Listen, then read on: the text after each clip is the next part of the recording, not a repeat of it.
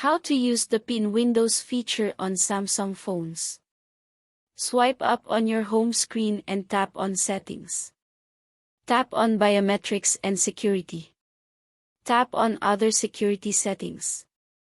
Here, you'll find the option to toggle on or off the pin windows feature. Open the app you want to pin. In this example, I've used Google News. Then, tap the app icon, in this case, the Google News logo, and you'll see a couple of options appear. Select Pin this app. Here the app will be pinned for you. The method to unpin an app on Android can vary depending on your device.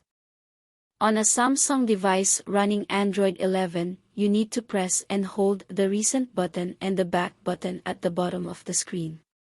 This unpins the app and takes you to the lock screen, where you'll be prompted to enter your PIN. Like and subscribe for more.